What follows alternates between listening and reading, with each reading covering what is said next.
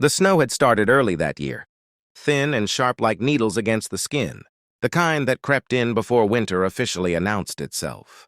The land knew before the people did.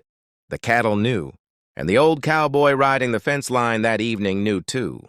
Ethan Cole had lived long enough to recognize the warning signs. The way the wind cut lower across the plains, the way the sky pressed down like a heavy lid, the way silence settled where birdsong should have been. He pulled his coat tighter, the leather creaking with age, and urged his horse forward at an easy pace. He wasn't in a hurry.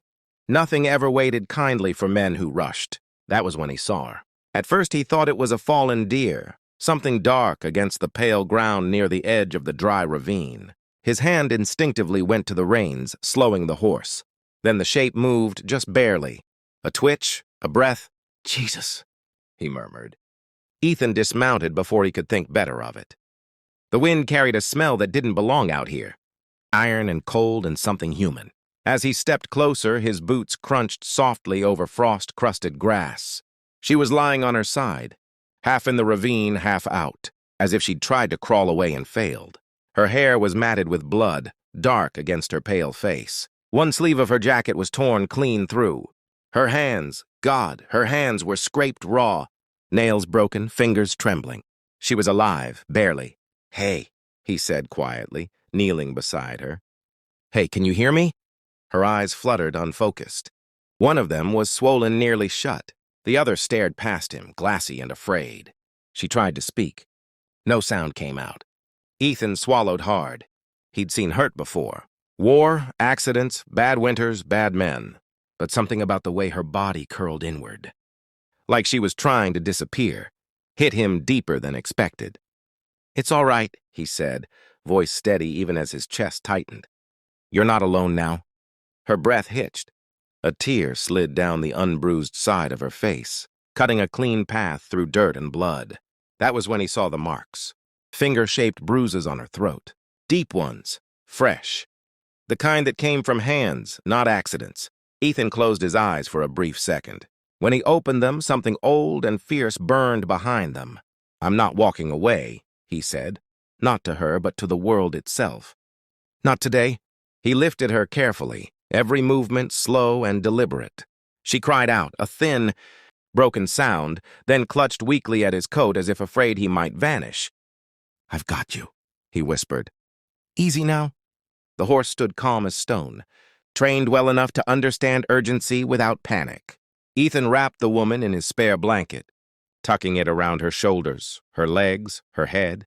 She weighed almost nothing in his arms, which terrified him more than if she'd been heavy. He settled her gently across the saddle, securing her with practiced knots, then mounted behind her, one arm, braced firmly around her waist. The ride back felt longer than it ever had. The sky darkened quickly, clouds rolling in like a threat. Her breathing was shallow, uneven. Every few minutes, Ethan spoke her name, except he didn't know it yet. So he called her Miss, or Hey, or simply Stay with me. Once she whispered something. It took him 3 tries to hear it over the wind. "Don't," she rasped. "Don't what?" "Don't leave." His jaw tightened. "I won't, I swear it." She seemed to relax at that, just a little. His cabin wasn't much to look at. One room, a small loft. Wood piled high against the wall, but it was warm. Safe. That mattered. Ethan carried her inside and laid her on the bed near the stove.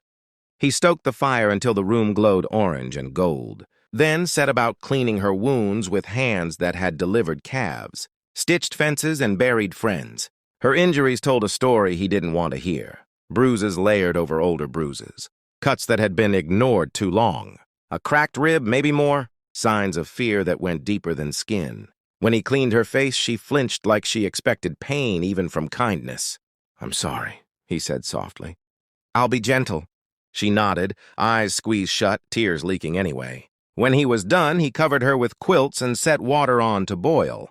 He stayed close, sitting on a chair beside the bed, one hand resting lightly on the edge, close enough that she could reach him, but not so close as to crowd her. Hours passed. The storm came in full, snow rattling against the windows. Ethan didn't move. At some point, she woke again. "Where?" she whispered. My place, he answered. You're safe. She searched his face, wary. Why? The question hurt more than he expected.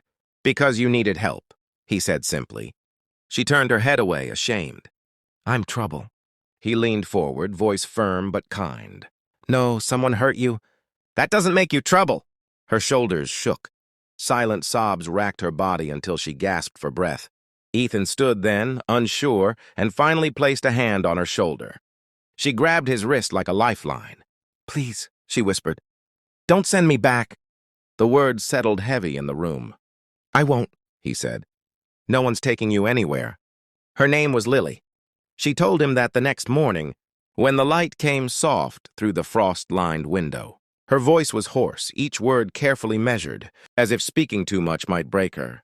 She didn't tell him everything. Not even close. But she told him enough. She'd run. From a man who claimed ownership where there was none. From a place that had slowly taught her that pain was normal, that silence was survival. They said I was nothing without him, she murmured, staring at the ceiling. That no one else would want me, or believe me. Ethan listened. He didn't interrupt. Didn't rush her. He knew stories like this didn't come out all at once. They leaked slowly when the ground felt safe enough to crack. Well, he said when she finished, they were wrong. She looked at him, surprised. He met her gaze steadily. You matter. And you're believed. Something in her expression shifted then, like a door opening just a crack. Days turned into weeks. Lily healed slowly. Physically, the bruises faded from purple to yellow to nothing. Emotionally, the damage lingered longer, hidden and sharp. She startled at sudden noises. She apologized for everything. She slept light and restless, waking from nightmares with her hands clenched tight. Ethan was patient. He gave her space when she needed it. He taught her how to split wood, how to feed the chickens, how to ride the old mare who followed him everywhere. He never touched her without permission. Never raised his voice. Never asked questions she wasn't ready to answer. One evening, while they sat by the fire, Lily spoke without looking at him. Why are you doing this? She asked. Ethan poked at the coals. Doing what? Letting me stay. Helping me, she swallowed.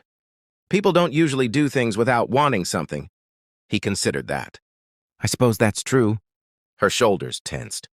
But, he continued, sometimes what a man wants is just to do right by another human being.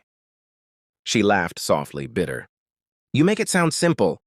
It is, he said. People just complicate it. She studied him for a long moment, then nodded. I think you might be the first person who's ever said that to me. Trouble came, as it always does, when peace grows too quiet. A truck rolled down the dirt road one afternoon, tires kicking up snow. Ethan saw it from the porch and felt something cold settle in his gut. Lily saw it too. Her face drained of color. It's him, she whispered. Ethan didn't hesitate. He stepped in front of her without thinking, his body a shield. The man who climbed out of the truck wore a smile that didn't reach his eyes. He looked around the cabin like it already belonged to him.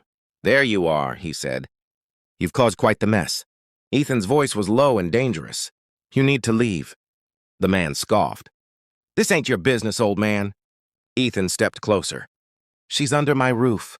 That makes it my business. Lily's hands trembled behind him. You don't know what she's like, the man sneered. She lies. She runs. She owes me. Ethan's eyes hardened.